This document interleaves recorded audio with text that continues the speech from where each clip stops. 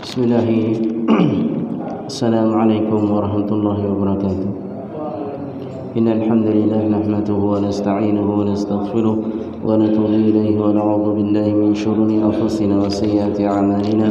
Man yahdihillahu fala mudilla lahu wa man yudlil fala hadiya lahu. Asyhadu an la ilaha illallah wahdahu la syarika lahu wa asyhadu anna Muhammadan 'abduhu wa rasuluh sallallahu alaihi wa ala alihi wa ashabihi wa man tabi'ahum bi ihsanin ila yaumil qiyamah.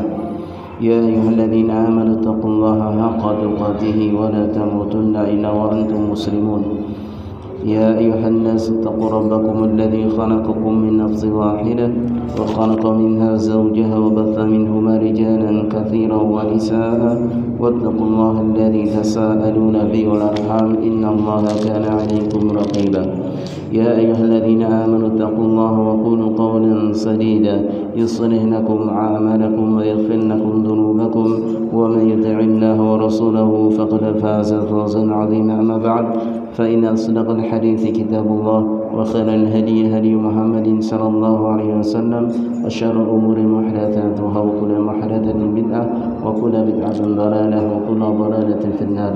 أعاذنا الله وإياكم جميعا من النار. Jamaah salat Isya rahimani wa rahimakumullah yang dirahmati Allah Subhanahu wa taala dan saya cintai karena Allah Subhanahu wa taala.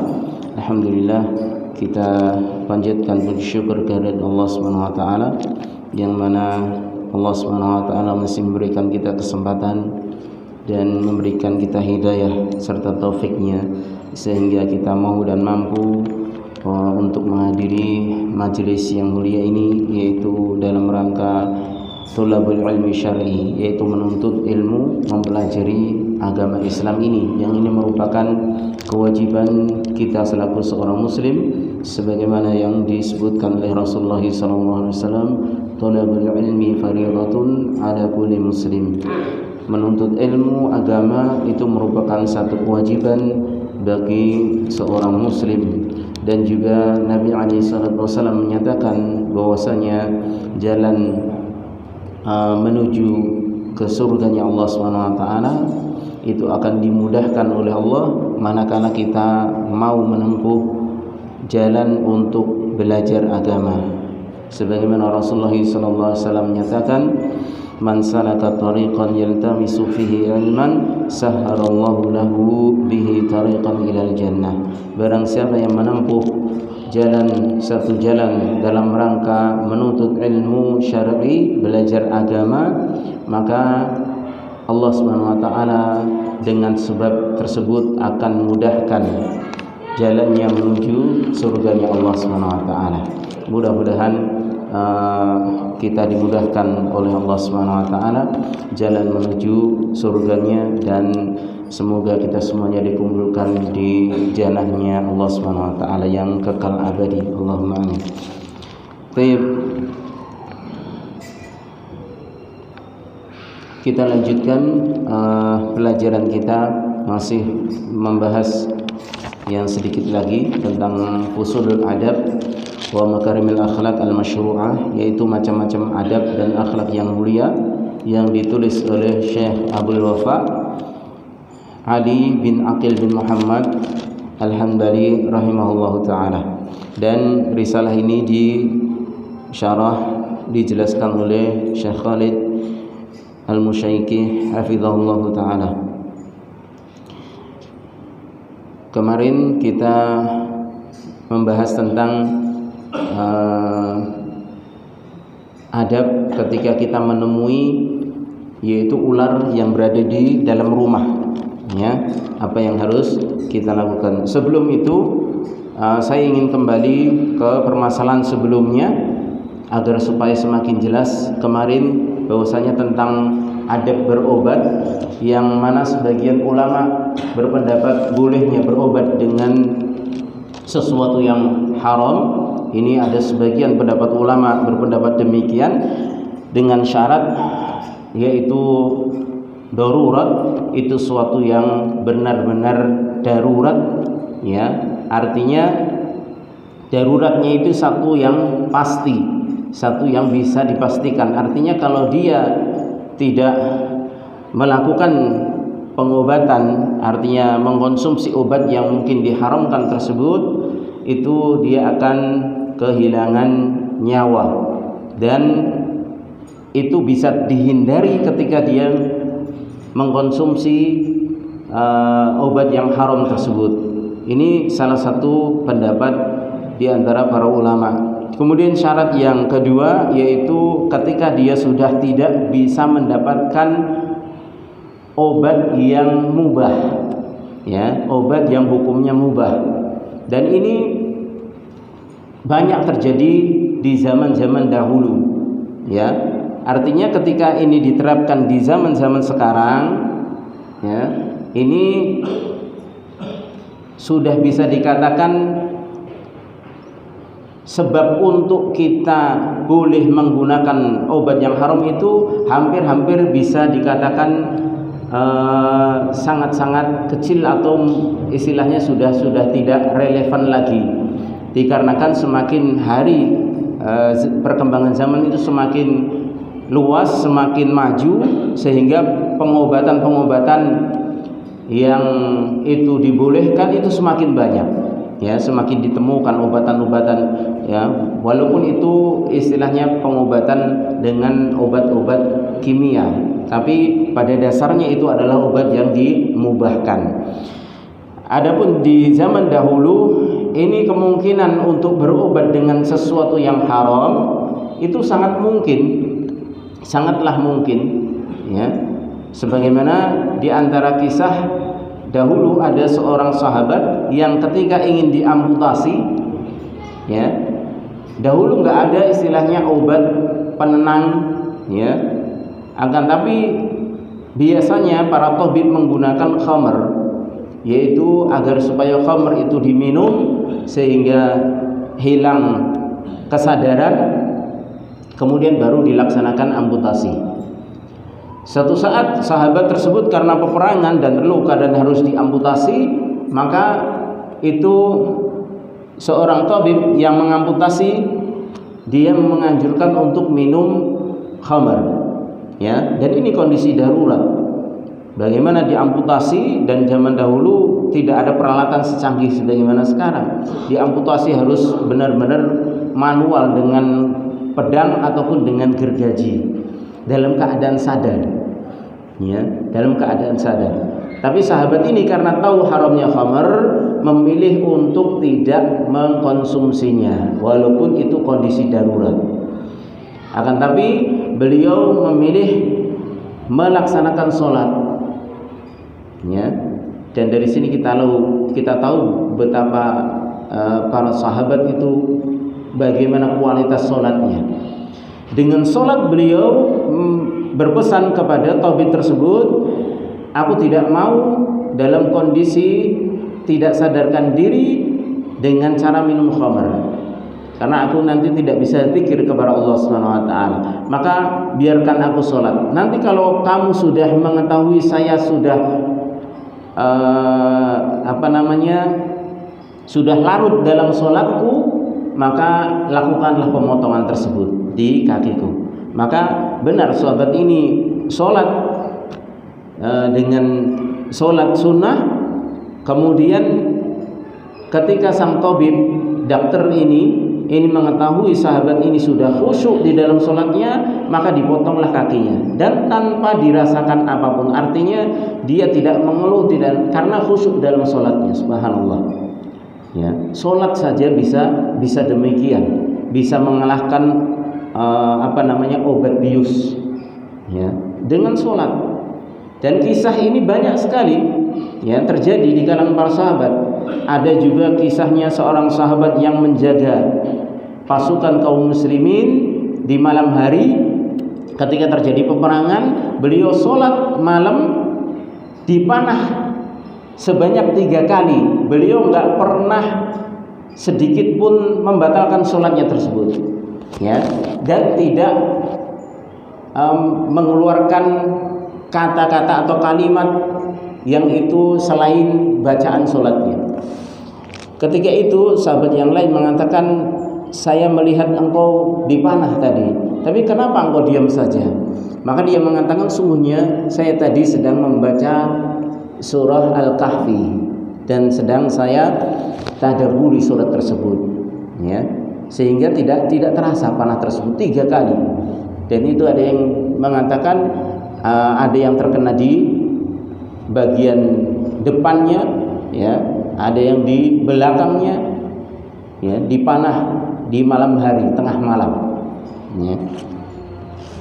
Ini gambaran para sahabat bagaimana mereka memilih untuk menghindari sesuatu yang haram walaupun itu mendapatkan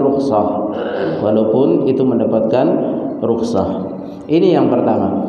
Kemudian kita jangan salah pahami ketika dibolehkannya, sebagian ulama membolehkan berobat dengan sesuatu yang haram ketika kondisi darurat, ya, dan kondisi tidak mendapatkan sesuatu yang halal sama sekali.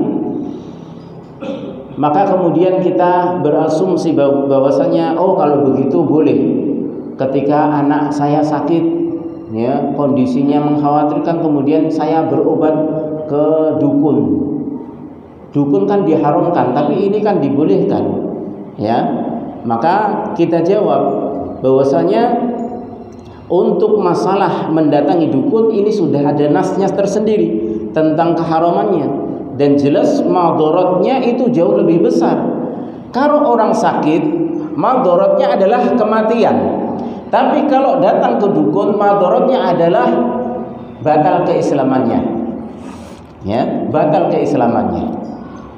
Kalau seandainya seorang pergi ke dukun, taruhlah dia berobat, kemudian ternyata qadarullah nggak sembuh, kemudian meninggal dalam kondisi dia tahu pergi ke dukun itu adalah sesuatu yang diharamkan dan bisa menjadi pembatal keislaman, maka sudah tamat, ya, penyakitnya nggak sembuh, maka di akhirat pun dia akan mendapatkan kecelakaan selama-lamanya. Berbeda dengan seorang yang berobat dengan sesuatu yang haram, bukan sesuatu yang berbau kesyirikan. Kalau datang ke dukun kan kesyirikan, ya. Maka madharatnya ini jauh lebih besar kematian dibandingkan kalau dia mengkonsumsi sesuatu yang haram tadi. Makanya kalau seorang kelaparan, ya, terancam kematian, ya, kemudian nggak ada apapun, ya, selain itu sesuatu yang diharamkan, daging babi misalnya, maka dia boleh konsumsi hanya sekedar untuk mempertahankan kehidupannya. Karena kematian ini madharatnya jauh lebih besar dibandingkan dosa dia makan daging babi tadi, ya, sesuatu yang diharamkan. Tapi berbeda dengan datang ke dukun. Mendatangi dukun, walaupun kata orang istilahnya berobat ke sana bisa sembuh dan lain sebagainya, tapi ini suatu yang bisa mengeluarkan seorang dari Islam. Rasulullah SAW bersabda, "Man ata'arrafan aw kahinan fasa'alahu an syai'in fasaddaqahu bima yaqul faqad kafara bima unzila ala Muhammadin sallallahu alaihi wasallam." Barang siapa yang mendatangi paranormal atau dukun kemudian bertanya, ya, tanya minta obat, "Mbah, saya sakit ini, obatnya apa? Anak saya sakit ini, obatnya apa?" Kemudian dukunnya mengatakan, "Nah, ini obatnya kamu ngelakoni kiki, ya, cepake kembang 7 rupa dari 7 sumur airnya, ya, kemudian diminumkan, bacakan ini, kasih tulisan dan sebagainya. Fasaddaquhu bima yaqul," kemudian dia membenarkan itu, faqad kafara bima unzila ala Muhammad, maka sungguh dia telah kufur terhadap apa yang diturunkan kepada Nabi Muhammad SAW. Ya, ini alasan yang pertama. Kemudian yang kedua, kenapa pergi ke dukun untuk berobat tidak boleh? Berbeda dengan sesuatu yang haram tadi, misalnya tadi minum khamar karena kondisi darurat untuk pengganti bius di zaman dahulu, ya. Kalau sekarang kan nggak perlu, ya. Atau misalnya mengkonsumsi apa istilahnya, minum darah kobra, ini yang juga ngetren juga istilahnya. Kalau memang itu diprediksi bisa menyembuhkan secara darurat, ya, maka masuk ke dalam kaidah ini, ad-darurah tubihul mahdhurat. Kalau memang nggak ada penggantinya. Tapi kalau sekarang kan alhamdulillah banyak sekali penggantinya. Nggak harus minum darah kobra atau lain-lainnya yang jelas-jelas diharamkan oleh Allah Subhanahu wa taala, ya. Alasan yang kedua adalah syarat berobat, ya. Syarat menjadikan obat itu bisa dikonsumsi ada dua, ya. Yaitu yang pertama, bahwasanya itu terdapat dalam nas Al-Quran maupun Sunnah, dari Al-Quran maupun Sunnah, ya. Al-Quran kitab maupun Sunnah, Al-Quran maupun hadis Nabi SAW, seperti madu, kemudian jintan hitam, ya, habatus sauda, yang kalau kita kenal bahasa Arabnya habatus sauda, ataupun buah tin, ya, atau yang lainnya yang memang itu ada nasnya dalam Al-Quran, kurma ajwa misalnya, ya, itu semuanya ada nasnya dalam Al-Quran. Ini jelas bolehnya karena ini langsung ada nasnya. Kemudian yang dibolehkan yang kedua, ketika obat itu adalah direkomendasikan secara penelitian ilmiah, ya. Kalau sekarang para atibba, yaitu para dokter, setelah diteliti obat ini kemudian diramu, jadilah obat paling misalnya Budrek, Paramek atau apa yang lainnya, ya. Maka ini mubah, boleh, karena sudah diteliti oleh para dokter ahlinya bahwasanya itu memang ada kandungan-kandungan tertentu dan bisa berefek secara ilmiahnya kalau digunakan untuk penyakit-penyakit tertentu, ya. Kalau pusing, ya, sudah, ya, pusing misalnya ini obatnya Paramek. Kalau sakit gigi obatnya ini, kalau demam ini, ya, karena kandungannya beda-beda sesuai dengan jenis sakitnya, ya. Ini dua ini yang bisa seorang jadikan itu sebagai sebab untuk bisa dikonsumsi sebagai obat. Artinya sudah diteliti atau memang ada nasnya dalam Al-Quran maupun As-Sunnah tadi. Adapun selain ini, ya, maka ini masih fihi nadhar, masih ada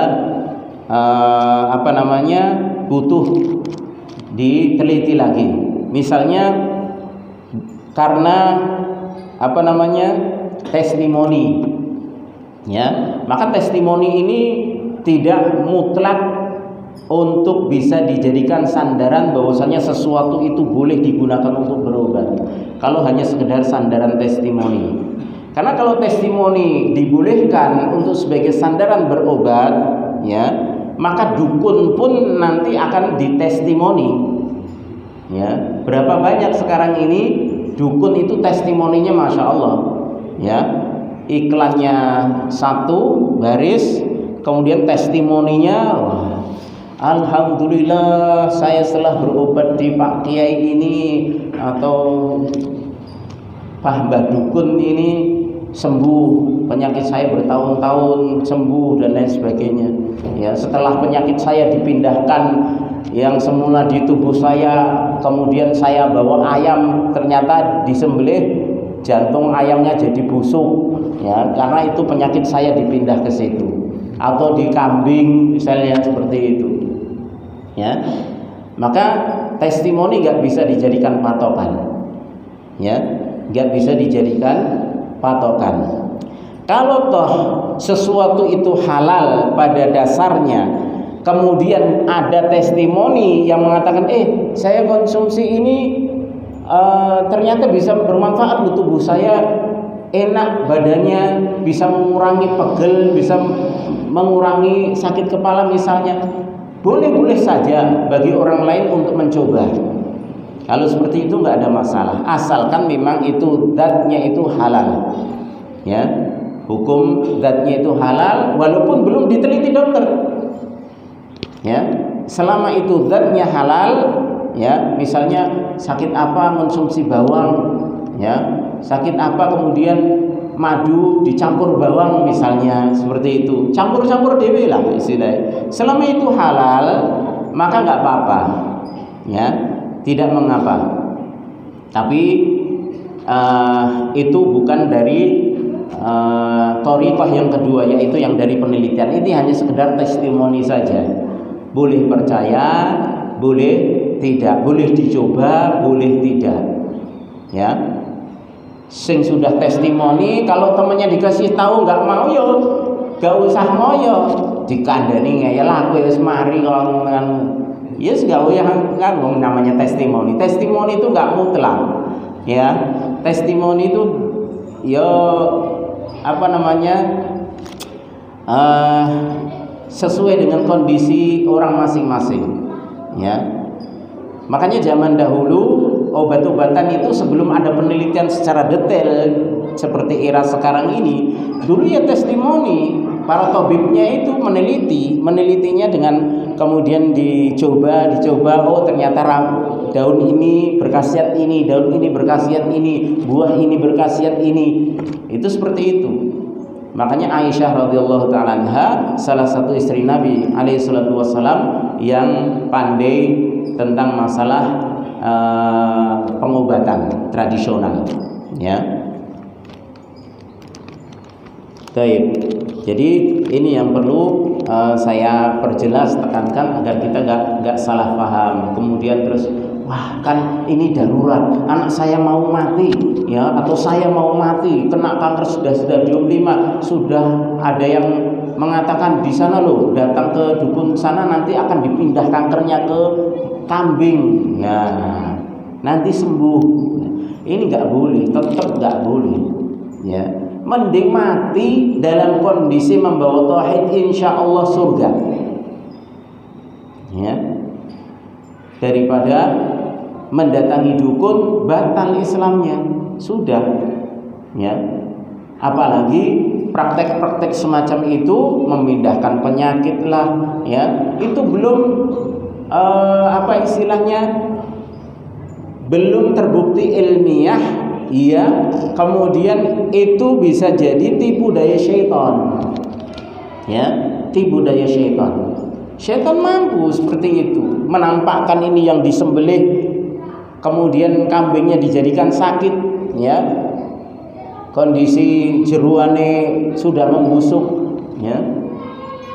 Ini tipu daya syaitan.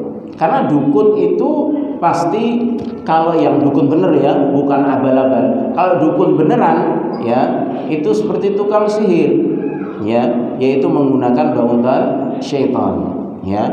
Beda kalau dukun abal-abal. Kalau dukun abal-abal itu nek ora kudu, ora rukun, ya. Artinya kudu diudoni, ya. Artinya memang itu mata pencarian dukun, ya. Tin sugih le, bae gawake iki amplop, gawake rono-rono. Lah wong omahe Mbah Dukun yo elek, ya. Meh perbaikan, ya.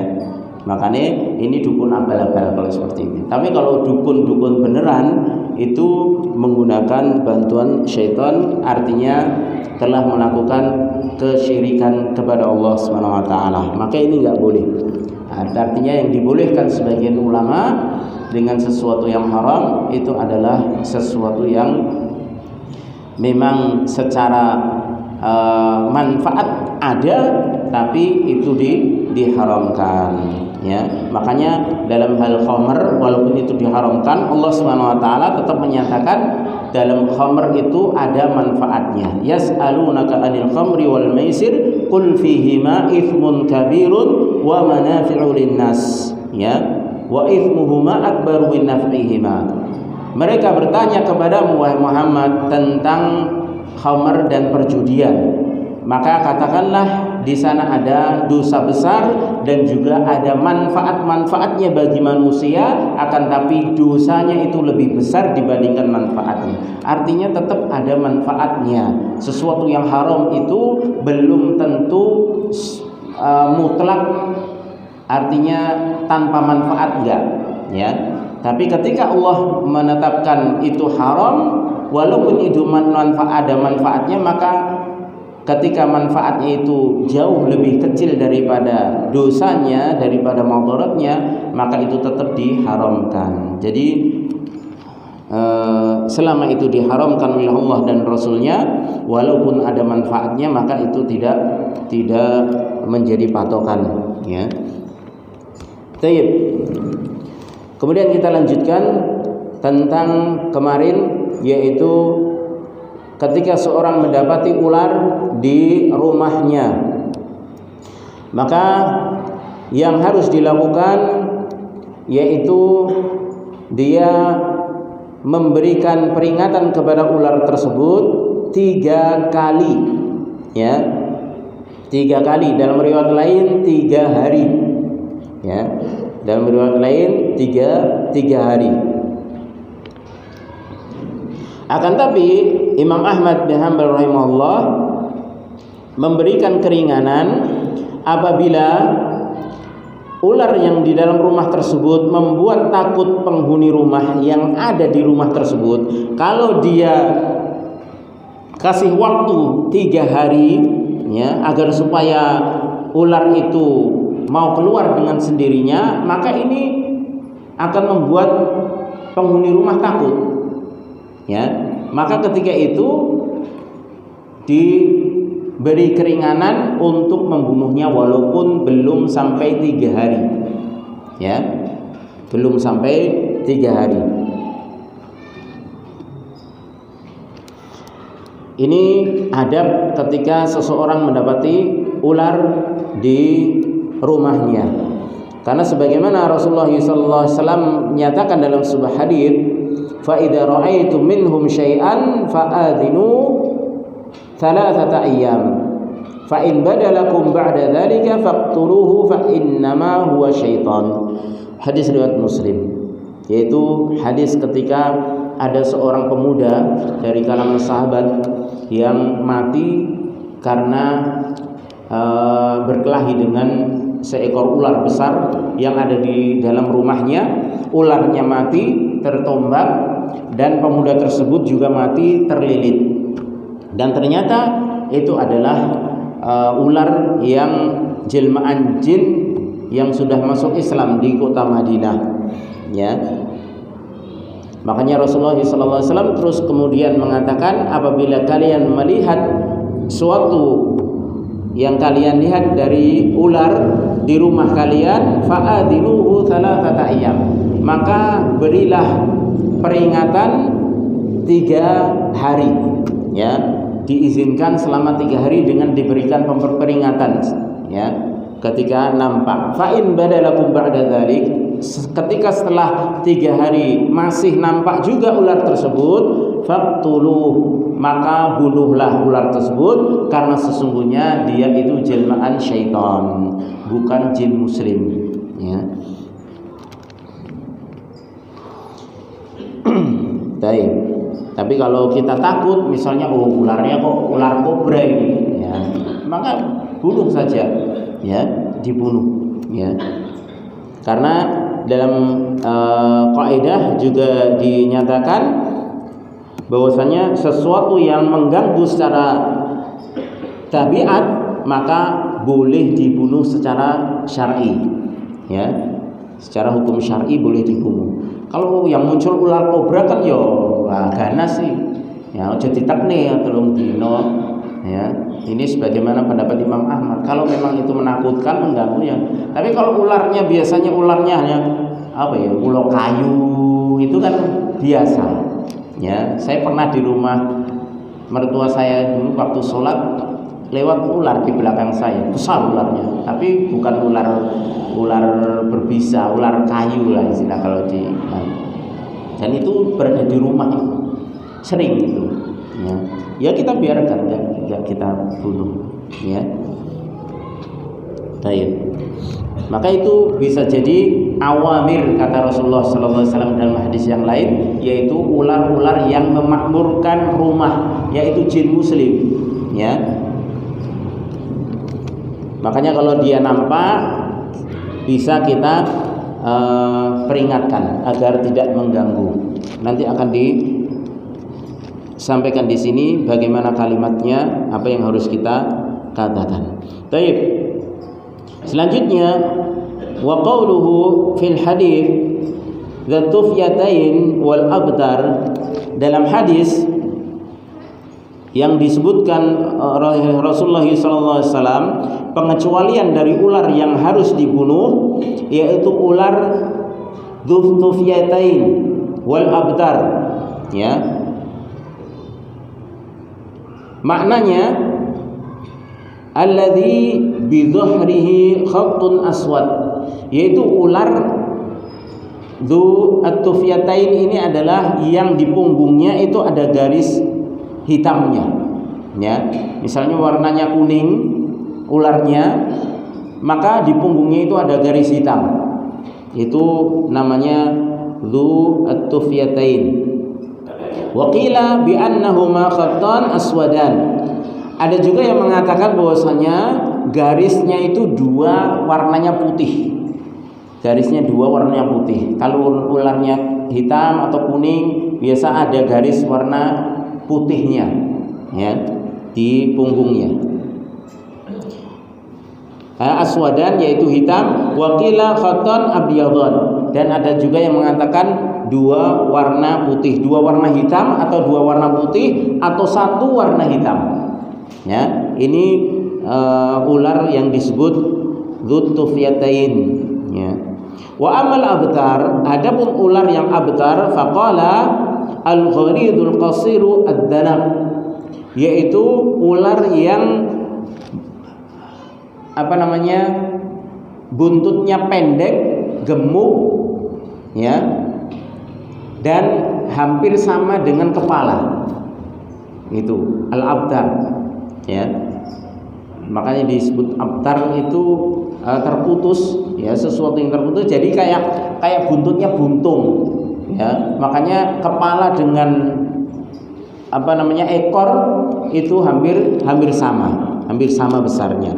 Ini yang disebut ular al-abtar, dan ini boleh dibunuh, ya, boleh dibunuh. Sebagaimana sabda Nabi SAW dalam hadis riwayat Imam Bukhari dan Muslim yang kemarin telah kita bacakan, uqtulul hayat, bunuhlah ular-ular, waqtulu dzatufyatain wal abtar, dan bunuhlah ular dzatufyatain yang memiliki dua garis tadi, baik hitam maupun putih, wal abtar, dan ular yang pendek, artinya ekor dengan kepalanya itu hampir sama besarnya dan pendek. Fa innahuma yadmisani al-basar, karena sesungguhnya ular jenis dua itu bisa membutakan mata. Wa yastas qitani al-habla, dan bisa menggugurkan kandungan. Karena biasanya kalau orang hamil, wanita hamil melihat ular jenis ini, modelnya kok aneh, nggak sebagaimana ular biasanya, orang kaya ular sing neng omah, ya. Nah, kaget biasanya, akhirnya kandungannya ambrol, ya, keguguran, ya. Karena menakutkan ini ularnya, ya, menakutkan. Ini menunjukkan bagaimana ular itu ketika yang disyariatkan untuk dibunuh ini adalah ular yang benar-benar membuat terutama wanita itu ketakutan, ya, bisa ketakutan. Baik.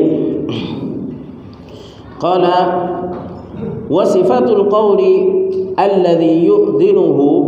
Kemudian di sini penulis berpindah kepada bagaimana cara mengusir ular yang jelmaan jin muslim tadi, yang berada di rumah tadi, yang kita disuruh untuk memberikan peringatan, mengizinkannya dan suruh pergi dengan 3 hari atau 3 kali ucapan tadi. Sifat ucapan yang kita disuruh untuk memperingatkan ular yang berada di rumah tadi, selain ular yang boleh dibunuh tadi, itu yaitu imdi bisalamin awidhab bisalamin, yaitu dengan mengucapkan pergilah dengan keselamatan, ya. pergilah dengan keselamatan, ya. Wis ndang lunga kono ya basa Jawane, ya. Kowe nek kowe dudu ula tenan, kowe jin muslim lunga kono, ya. Itu boleh mengatakan seperti itu, ya. Idhab bisalam, ya, pergilah dengan keselamatan. Idza wajadtahu fil bait taqul idhab bisalam. Apabila engkau mendapati ular tersebut di dalam rumah, engkau mengatakan idhab bisalam, pergilah dengan keselamatan. Awimdi bisalam, atau berlalulah dengan keselamatan. Wa qala ba'dul ulama kal Imam Malik, dan sebagian ulama seperti Imam Malik rahimahullah mengatakan uharriju alaiki billahi wal yaumil akhir alla tabdualana wala tu'diyana.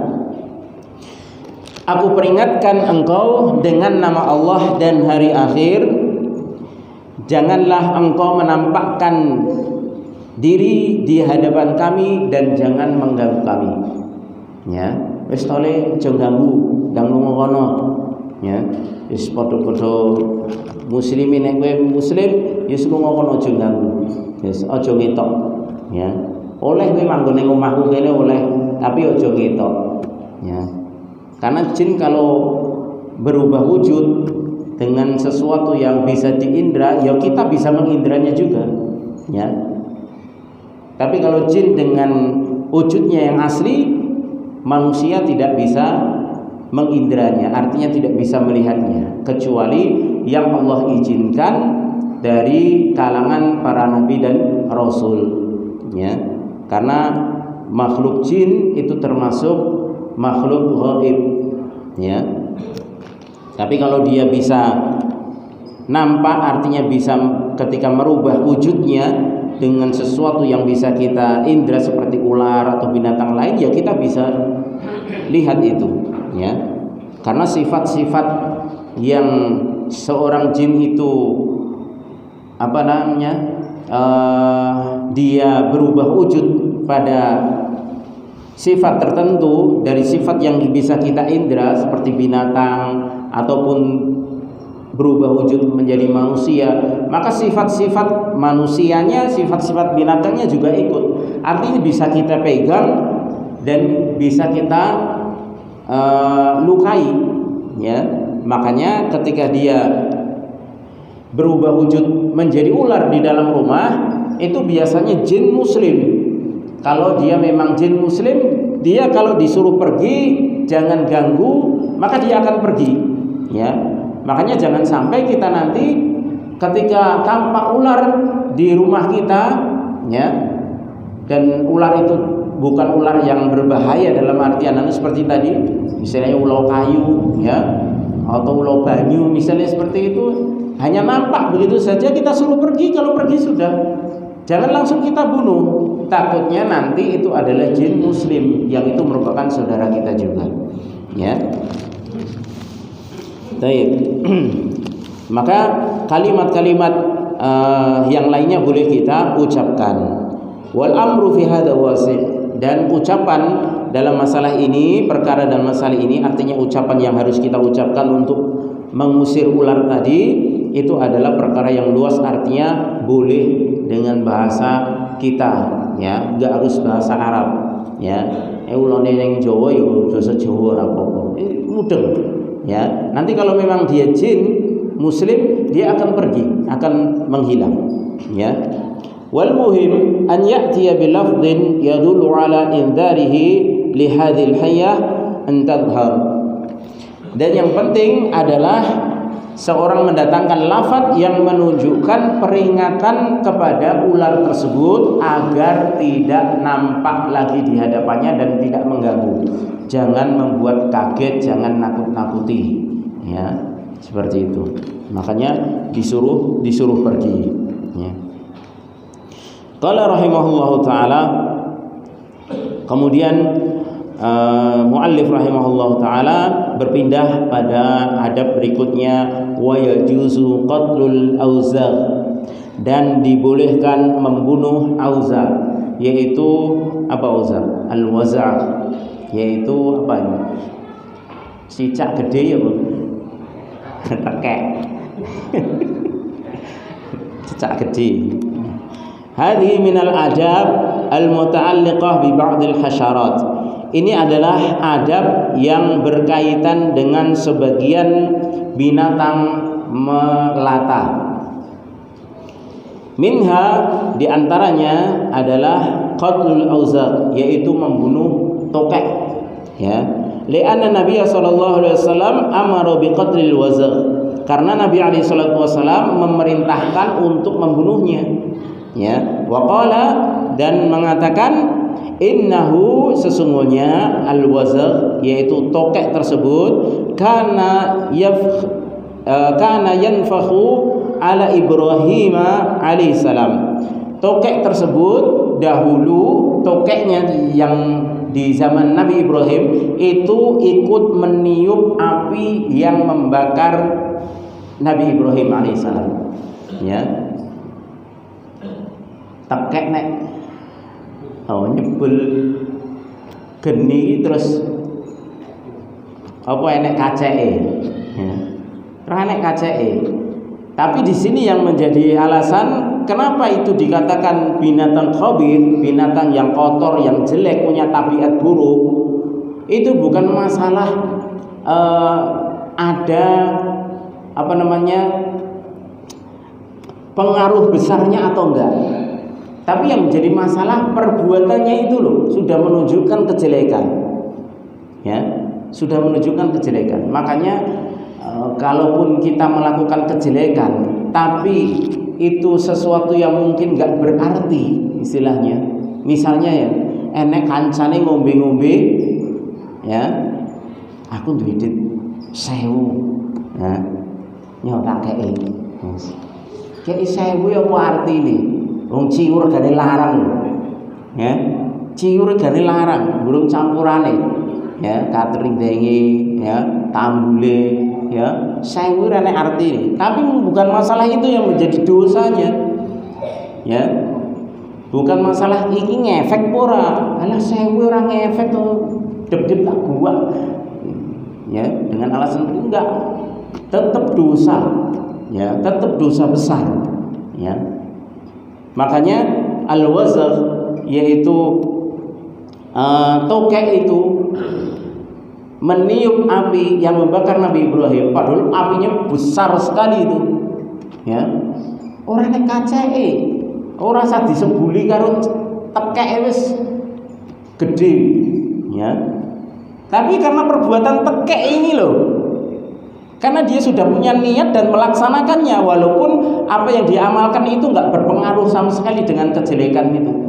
Artinya kalaupun dia nggak melakukan juga nggak apa-apa, tetap terbakar. Tapi kan dia sudah ikut andil walaupun kecil. Makanya walaupun kalau itu perbuatan dosa, jangan sekali-sekali kita ikut andil walaupun andil kita kecil. Jangan pernah menganggap mung sithik tok. Aku ra urun jane ya ora apa-apa. Ya mung idep-idep tok. Tetap dosanya besar. Ya. Karena yang menjadi patokan adalah perbuatan tersebut adalah sudah diharamkan oleh Allah Subhanahu wa taala. Membakar seorang nabi itu sudah perbuatan luar biasa dosanya. Ya, walaupun pada akhirnya Allah menolong dengan menjadikan api itu dingin. Ya, kuni naro bardan wa salaman ala Ibrahim. Ya.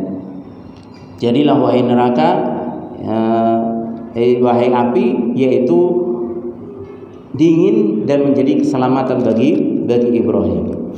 Maka di antara sebab di sini ini dalam hadis ini yang diriwayatkan oleh Imam Bukhari dan Muslim ini, bahwasanya tokek itu pernah ikut andil meniup api yang membakar Nabi Ibrahim, ini bukan sebab tokek itu dibunuh. Ya, ini sebagaimana dijelaskan para ulama. Artinya apa? Tokek-tokek sekarang ini enggak nanggung dosanya Mbah Buyute, enggak.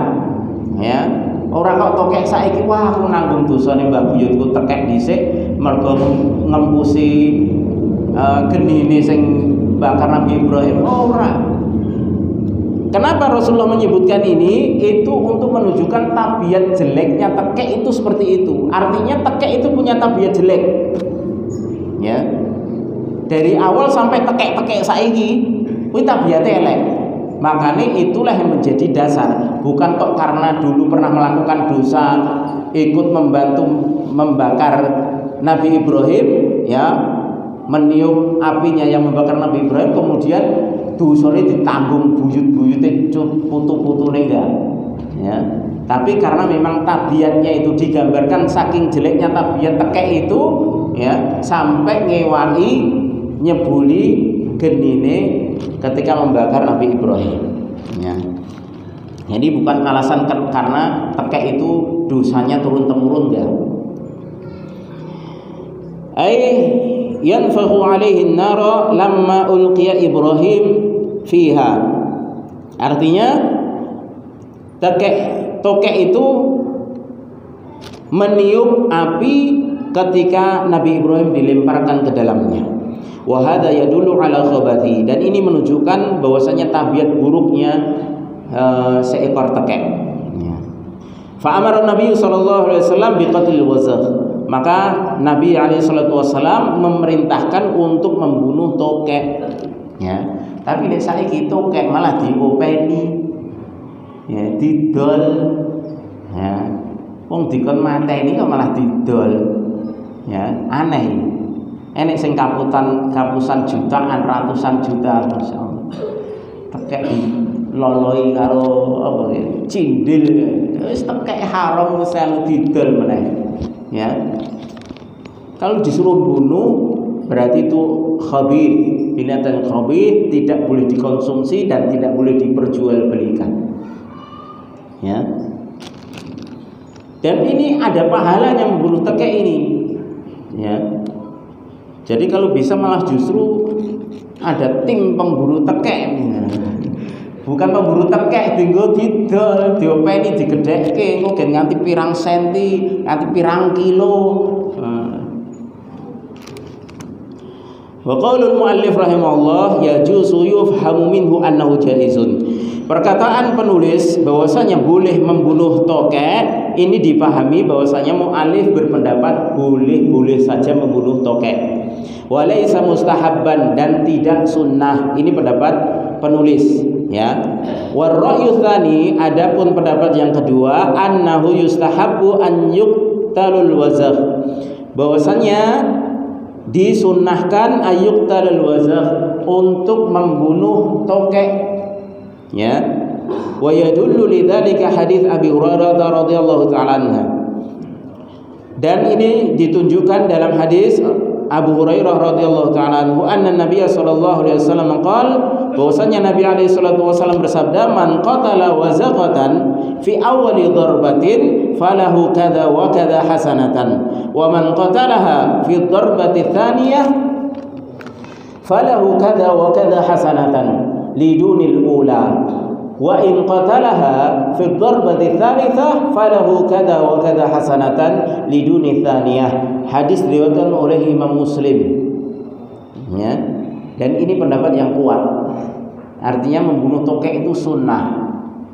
Ya, bukan hanya dibolehkan saja, disunnahkan. Ya, karena Nabi SAW memberikan perintah sekaligus memberikan ganjaran yang akan didapatkan. Beliau menyatakan barang siapa yang membunuh satu tokek dengan sekali pukulan, artinya sekali pukul mati, ya, kecuali apa nih, buntute, ya, buntute mati ya, wogel-wogel terus ya, buntute tekek, buntut cicak gitu ya. Maka kalau sekali pukul dia akan mendapatkan sekian dan sekian kebaikan, ya, sekian dan sekian kebaikan. Ada yang mengatakan 100 kebaikan.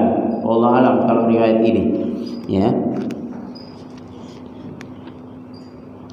Wa man qatalaha, dan barang siapa yang membunuhnya fi darbati tsaniyah, dengan 2 kali pukulan, artinya dipukul sekali kecil-kecil, kemudian dipukul lagi 2 kali sek, ya, falahu kada wa kada hasanatan, maka dia mendapatkan sekian kebaikan lidunil ula, tapi lebih ringan, lebih sedikit dari kebaikan yang sekali pukul tadi. Artinya kalau sekali pukul 100, maka kalau 2 kali pukul mungkin 70 ya. Dan jika dia membunuhnya dengan 3 kali pukulan, maka baginya sekian kebaikan. Liduni tsaniyah ya, lebih sedikit lagi dari yang kedua. Artinya kalau 2 kali pukulan 70, mungkin kalau 3 kali pukul baru teksek mati tokeknya, maka dia mungkin mendapatkan 50 atau 40 kebaikan. Faqaulun Nabi sallallahu alaihi wasallam yurattibu hadzal ajra yadullu ala anna qatl wazagh hukmuhu mustahabbun wa la yaqtasiru ala al-jawaz. Maka di dalam sabda Nabi alaihi salatu wasallam tersebut, di mana Nabi memberikan gambaran tentang pahala yang akan didapatkan oleh seseorang yang membunuh tokek tersebut, maka dari sini jelaslah hukumnya itu mustahab, hukumnya sunnah, dan tidak cukup dikatakan boleh saja ya, tapi hukumnya sunnah. Makanya nek tokek oyak nrapopo sunnah ya, mati sunnah. Nek boleh-boleh saja kan ya mbok pateni rapopo, ora ya rapopo ya. Tapi kalau sunnah kan kita punya semangat ya, mengamalkan sunnah Nabi alaihi salatu wasallam ya. Karena itu memang binatang yang tabiatnya buruk. Dan ada yang mengkiaskan dengan cicak ya, karena ini sejenis ya. Baik, wa qala wa la yajuzu qatlun namli wa la takhribu ahjiratihinna. Berkata muallif rahimahullah, kemudian beliau mengatakan, dan tidak boleh membunuh an-namal, yaitu semut ya, dan tidak boleh menghancurkan rumahnya ya, hujrahnya ya, yaitu tempat persembunyian atau rumahnya semut. Liqaulin Nabi sallallahu alaihi wasallam, ini berdasarkan sabda Nabi alaihi salatu wasallam dalam hadis Ibnu Abbas, naha an qatli arba'in minad dawab. Rasulullah sallallahu alaihi wasallam melarang dari membunuh 4 binatang melata. Salah satunya atau yang pertama an-namlah, yaitu semut, wan nahlah, yaitu lebah ya, tawon ya, wal hudhud, yaitu burung hudhud ya, wasurat, ini juga burung. Ini kalau mungkin dibahasakan burung pipit mungkin ya. Ini burungnya ini kecil ya. Surat itu burung yang warnanya ada warna kuning, dan minqarnya itu cucuke itu warnanya kemerahan, dan biasanya ada warna hitam di sini di sebelah mulutnya ini sampai menutupi mata. Jadi kayak pakai kayak pakai celak gitu modelnya, burungnya bagus ya. Mungkin bisa dikatakan burung pipit ya. Baik. Ini enggak boleh dibunuh. Wa tanqasimul hayawanat min haitsul qatli ila 3 aqsam. Dan hewan-hewan berkaitan dengan boleh tidaknya dibunuh itu terbagi menjadi 3 jenis, 3 macam. Al-qismul awal, jenis yang pertama, ma amara syari'u biqatlihi, yaitu yang syariat memerintahkan untuk membunuh hewan tersebut. Kama qulna, sebagaimana yang telah kita katakan, ma'adha tob'an qutila syar'an, apa yang mengganggu secara tabiat maka dibunuh atau dibolehkan dibunuh secara syariat. Kal fawasiq al khams, sebagaimana binatang fasik, binatang yang mempunyai tabiat jelek yang disebutkan dalam hadis, yaitu berjumlah 5, yang mana yuqtalna fil hilli wal haram, boleh dibunuh ketika di hilli wal haram. Ini maknanya ada 2. Yang pertama, di tempat halal mau di tempat haram. Tempat halal artinya selain Mekah dan Madinah, ya. Tempat haram berarti di Mekah dan Madinah. Jadi hewan ini ada di luar Mekah atau di dalam Mekah Madinah, maka boleh dibunuh, ya. Atau yang kedua, dalam kondisi ihram atau enggak ihram, ya. Seseorang ketika umroh atau haji kan dia dalam kondisi muhrim, ya, seorang yang sedang ihram menggunakan pakaian ihram, ya. Maka ketika itu di antara larangannya mencari hewan buruan atau membunuh hewan buruan yang dia dapatkan di situ. Tapi ini dikecualikan kalau dia mendapati salah satu dari 5 hewan ini. Maka walaupun dia dalam keadaan muhrim, boleh untuk dia membunuhnya. Yang pertama al-hayyah, yaitu ular. Ya, yaitu ular. Kalau dia memang menjumpai ular di jalan ketika muhrim atau dia berada di Mekah atau Madinah, maka boleh untuk dibunuh. Wal ghurab al-abqa, dan burung gagak yang warnanya tidak hitam. Artinya hitam tapi bercampur, atau burung yang ada warna putihnya, totol-totol itu, ya. Wal fa'rah, yaitu tikus. Kemudian yang keempat al-kalbul aqur, anjing gila. Artinya anjing yang memang anjing liar. Ini biasanya kalau ada penyakit rabies, ya, mengandung rabies, ini biasanya anjingnya liar, suka menggigit siapa saja, ya. Maka ini boleh dibunuh. Kalau ketemu boleh dibunuh. Tapi kalau anjingnya itu diopeni, ya, oleh seseorang untuk menjaga, untuk berburu, ya jangan dibunuh.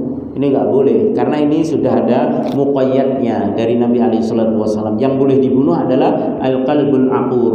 Dan para ulama mengkiaskan al-qalbul aqur, anjing yang ganas ini, termasuk al-asad, ya, kemudian hina, ya, sejenis macan atau serigala ini yang masuk ke dalamnya. Kemudian wal hadya atau al hid'ah, ya, mufradnya, yaitu burung raja wali, ya. Hadis ini diriwayatkan oleh Imam Bukhari dan Muslim. Fahadhihi tuqtalu liqauniha mu'dhiyah. Hewan-hewan ini yang disebutkan oleh Nabi SAW itu boleh dibunuh karena hewan ini mengganggu, ya. Hewan ini mengganggu, ya. Wa yuqasu 'alaiha kullu ma kana mu'dhiyan kal asad wan namr wal fahad wa ghairi dzalik. Dan ini dikiaskan setiap apa yang mengganggu seperti asad, singa, namr ini hina tadi, kemudian fahad ini seperti macan atau singa, ya, atau yang selainnya, ya. Maka kaidahnya tadi, ya, ma ada tab'an qutila syar'an, apa yang mengganggu secara tabiat. Jadi kalau dia sudah punya tabiat mengganggu, maka boleh dibunuh secara syariat. Ini jenis yang pertama yang diperintahkan untuk membunuh. Al-qismu tsani, jenis yang kedua, mana hasyari'u an qatlihi, yaitu yang dilarang oleh syariat untuk membunuhnya. Jenis hewan yang memang syariat melarangnya untuk dibunuh. Wa hiya hadhil arba', dan itu adalah 4 jenis ini, ya. An-nahlah, ya, tawon, terutama lebah yang menghasilkan madu, ya. Tapi kalau lebahnya lebah yang mengganggu, ya, yang mengganggu sampai ada kemarin kan kasus tawon Vespa, ya. Tawon kok Vespa ya. Tawon Vespa nih bojone tawon das. Ya, tawon das. Ya. Makanya dintup iso mati ya, Pun. Ya. Dan ini sing kentup siji kancane melu kabeh. Ya. Maka kalau seperti ini mengganggu secara tabiat boleh, ya, boleh dibunuh, ya. Wan namal, kemudian semut, wal hudhud, burung tadi, burung hudhud, kemudian as-surat, burung atau pipit tadi, wadhifda, dan juga katak, ya, kodok, ya, ini enggak boleh dibunuh. Kama sayati, lakin al haditsa dhaifun, sebagaimana yang akan datang penjelasan tentang kata ini, tentang larangan membunuhnya. Akan tapi kata Syekh Khalid Al-Musyaiqi hafizallah, beliau berpendapat hadisnya dhaif. Tapi wallahu alam, saya cenderung hadis ini sahih, ya, karena banyak ulama yang mensahihkan, termasuk Syekh Albani dalam Sahih Sunan Abi Dawud, dan juga Imam Nawawi, ya, imam yang terdahulu sudah mensahihkannya dalam kitab Majmu' Syarah Muhadzab beliau, dan masih banyak ulama lain yang menyatakan hadis ini sahih. Apalagi masih ada hadis-hadis yang lain yang bisa menjadi kuat derajat hadisnya. Baik. Jadi itu diantara hewan yang tidak boleh dibunuh. Kemudian al-qismu tsalis, jenis yang ketiga, masa kata syari'u anhu, apa yang syariat mendiamkannya. Artinya tidak ada kalimat larangan, tidak ada kalimat perintah untuk membunuhnya. Wa huwa baqiyatul hayawanat wal hawam, yaitu sisa dari hewan-hewan selain yang disebutkan tadi, dan al-hawam. Al-hawam adalah binatang berbisa. Jadi kalau ada binatang berbisa tapi nggak disebutkan untuk disuruh membunuhnya, ya, dan juga tidak dilarang untuk membunuhnya, tidak disuruh dan tidak dilarang, maka kembali ke asal, ya, maka dibiarkan begitu saja, ya, selama tidak mengganggu, ya. Maka fa'ajaza ba'dul ulama qatluha, adapun binatang berbisa itu sebagian ulama membolehkan untuk membunuhnya, ya, karena alasannya tadi berbisa tadi. Wa karihu al-ba'dul akhar, sebagian yang lain memakruhkan, ya, kalau itu dibunuh karena nggak ada dalilnya. Kalau nggak ada dalilnya sudah dibiarkan saja, ya, asalnya dibiarkan. Tapi kalau nanti dia mengganggu, maka boleh dibunuh. Li'anna Allah azza wa jalla yaqul, karena Allah Subhanahu wa taala berfirman dalam surah Al-Isra ayat ke-44, wa in min syai'in illa yusabbihu bihamdihi walakin la tafqahuna tasbihahum, dan tidaklah segala sesuatu itu kecuali bertasbih dengan memuji Allah Subhanahu wa taala, akan tapi kalian tidak mengetahui tasbihnya mereka, ya. Ini termasuk hewan, ya, semuanya bertasbih kepada Allah Subhanahu wa taala, akan tapi kita tidak faham tasbihnya. Fayutraku wala yuqtal, maka kalau kondisinya dibiarkan oleh syariat, maka kita biarkan pula dan tidak boleh dibunuh, ya, biarkan saja sudah. Madamat la tu'dhi, selama tidak mengganggu. Li'annaha tusabbihullaha azza wajal, karena itu bertasbih pada asalnya, yaitu mensucikan Allah Subhanahu wa taala, ya.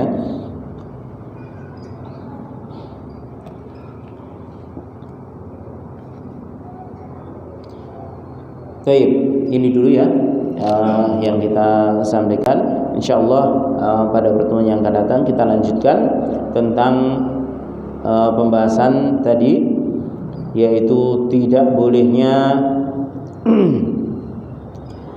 menghancurkan rumah semut, ya, menghancurkan rumah semut. Dan nanti juga akan dibahas tentang apa hukum membunuh hewan yang boleh dibunuh sekalipun dengan menggunakan api, ya. Nanti akan ada dibahas di sini. Jadi nanti akan ada adab-adabnya. Kita dengan hewan pun itu diajari adabnya oleh Allah Subhanahu wa taala, ya, melalui syariat yang disampaikan oleh Nabi kita Muhammad sallallahu alaihi wasallam. Kalaupun kita harus membunuh, maka bunuhlah sesuai dengan apa yang memang disyariatkan melalui tata caranya, kemudian caranya bagaimana kita harus membunuh, apa saja yang dilarang untuk kita menggunakan untuk membunuh tersebut, maka itu ada tuntunannya masing-masing. Sehingga dengan kita belajar adab di sini, kita jadi tahu kita harus bermuamalah dengan sesama, bahkan dengan hewan pun kita ada tuntunannya. Dan itulah bagian dari adab dan akhlak yang mulia yang disyariatkan oleh Allah Subhanahu wa taala. Wallahu a'lam bishawab. Mudah-mudahan ini bermanfaat bagi saya pribadi dan jemaah sekalian. Kurang lebihnya saya mohon maaf. Kita tutup dengan doa kafaratul majelis. Subhanakallahumma wa bihamdika asyhadu an la ilaha illa anta astaghfiruka wa atubu ilaik. Wassalamualaikum warahmatullahi wabarakatuh.